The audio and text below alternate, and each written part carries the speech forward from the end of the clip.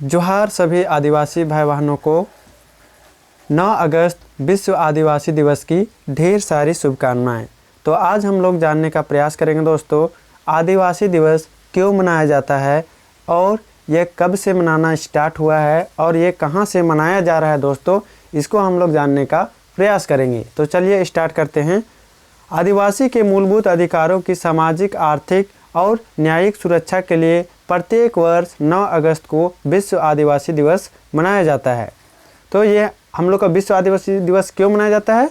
तो सामाजिक, आर्थिक और न्यायिक सुरक्षा के लिए हम लोग का क्या मनाया जाता है? विश्व आदिवासी दिवस मनाया जाता है। या तो हम लोग इसमें ऐसे भी जोड़ सकते हैं दोस्तों, हमारी भाषा संस्कृति को बचाए रखने के लिए विश्व आदिवासी दिवस मनाया जाता है।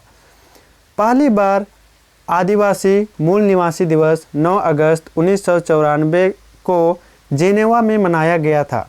तो पहली बार इसको कहाँ मनाया गया था दोस्तों? तो 9 अगस्त 1994 को जेनेवा में मनाया गया था दोस्तों। अब आप लोग जेनेवा ये देश है या एक जगह का नाम है या फिर ये कहाँ पर है दोस्तों, इसको कमेंट करके बताइएगा।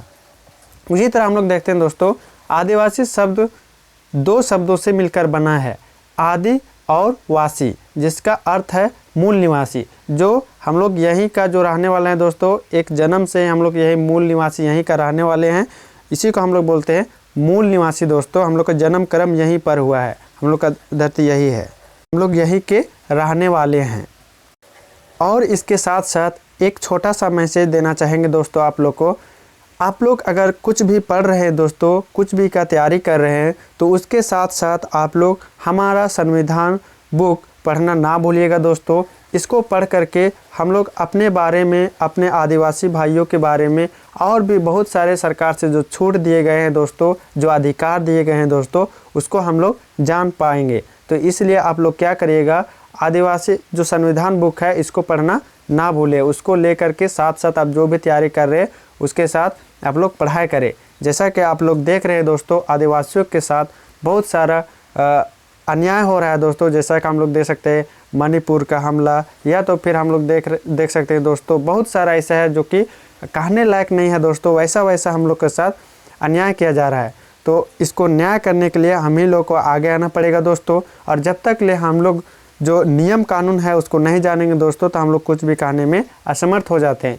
इसलिए आप लोग से रिक्वेस्ट, प्रार्थना यही रहेगा दोस्तों कि आप लोग कुछ भी का पढ़ाई कर रहे हैं उसके साथ साथ आप लोग संविधान का बुक पढ़ के हम लोग का नियम कानून को जानिए।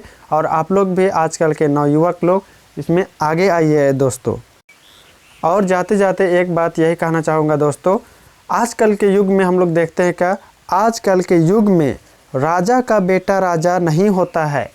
आजकल के युग में राजा का बेटा राजा नहीं होता है। राजा वही होता है जो हकदार होता है दोस्तों। राजा वही होता है जो हकदार होता है। इस बात को याद रखिएगा, राजा का बेटा राजा नहीं होता है, राजा वही होता है जो हकदार होता है दोस्तों। और जाते जाते सभी को जोहार, जय धरम और विश्व आदिवासी दिवस की ढेर सारी शुभकामनाएं। अगर ये वीडियो आप लोग का मन में अगर जिज्ञासा पैदा किया है या तो आप लोग को लगता है कि सही बोले हैं, तो आप लोग क्या करिएगा, और भी अपने भाई बहनों के पास शेयर करिएगा। और कैसा लगा वीडियो उसको कमेंट में